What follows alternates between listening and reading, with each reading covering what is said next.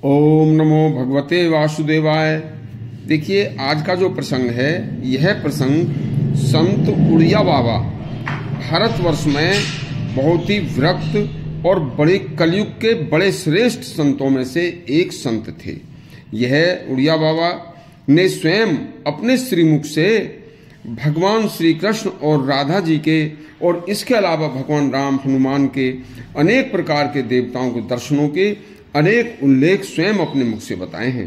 यह जो उल्लेख है, यह स्वयं संत उड़िया बाबा ने अपने मुंह से बताया है। तो सुनिए, संत उड़िया बाबा को भगवान श्री कृष्ण और राधा जी ने दोनों ने एक साथ साक्षात दर्शन दिए थे। यह उसी वक्त की कहानी है।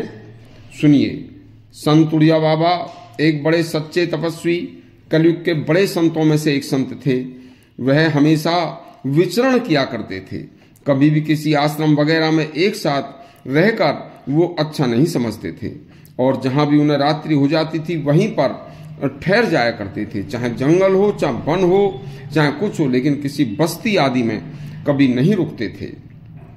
उन्होंने एक बार का जिक्र बताया कि मैं अपने जीवन की अनेकों सच्ची घटनाओं को बता रहा हूं, जिससे उन घटनाओं ने मुझे ईश्वर की सत्ता और दया में मेरा विश्वास बहुत ज्यादा बढ़ा दिया है। उनमें से कुछ अंश मैं आज आपको सुना रहा हूं। एक रात की बात है, सूर्य अस्त हो गया था, चंद्रमा की चांदनी छिटक रही थी, और मैं घनघोर जंगल में एक नदी के किनारे पर रात्रि को एक पेड़ के नीचे अकेला बैठा था। और वहां बैठे बैठे ही मैं सुनसान जंगल में ईश्वर के ध्यान में मग्न था। लेकिन मैंने 2 दिन से भोजन नहीं किया था, और मैं सोच रहा था कि कल सुबह यहाँ जंगल में शायद कुछ खाने योग्य फल या कुछ पत्ते आदि मिल जाएंगे, तो बस उनसे अपना आहार करेंगे।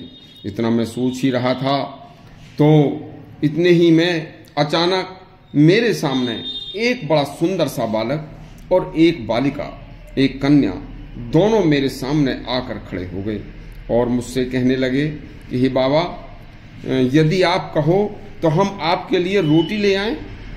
मैंने कहा, बच्चों, इतनी रात्रि में आप जंगल में तुम यहाँ कैसे घूम रहे हो, और तुम यहाँ जंगल में रोटी वन में कहाँ से लाओगे?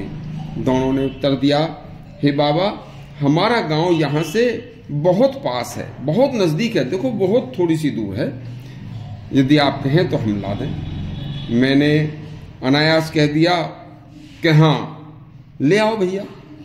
बस वह दोनों बच्चे रोटी लेने के लिए चल दिए, और कुछ ही देर में, मात्र कुछ थोड़ी ही देर के बाद, वो दोनों, कन्या और वह बालक, मेरे सामने रोटी लेकर आ गए। बस उन्होंने जैसे ही मेरे सामने रोटियों को रख दिया, मैं रोटी खाकर उसी वृक्ष के नीचे सो गया। और सुबह प्रातःकाल मेरे उठने से पहले ही वे दोनों बालक फिर मेरे पास आकर खड़े हो गए और मुझे प्रणाम करके बोले, बाबा, क्या मट्ठा पियोगे? मैंने उनसे कहा, बच्चों, तुम इतने सवेरे फिर कहां से आ गए? अरे, और इस समय तुम मट्ठा लाओगे भी कहां से? बस दोनों बोले, बाबा, हमारा गांव यहां से बहुत पास है। मैंने कह दिया, तो चलो ठीक है, ले आओ, पी लूंगा। बस कुछ ही देर के बाद वे दोनों बच्चे कुछ ही देर में मेरे पास मट्ठा लेकर आ जाते हैं और मुझे मट्ठा पिलाकर उस जंगल में बस एकदम गुम हो जाते हैं। तब मैंने पूरा उजाला होने पर जब सूर्य निकल आया, तो मैंने इधर उधर देखा कि वहां कई कई कोस तक कहीं नजदीक में कोई गांव नहीं था, बस चारों तरफ जंगल ही जंगल था।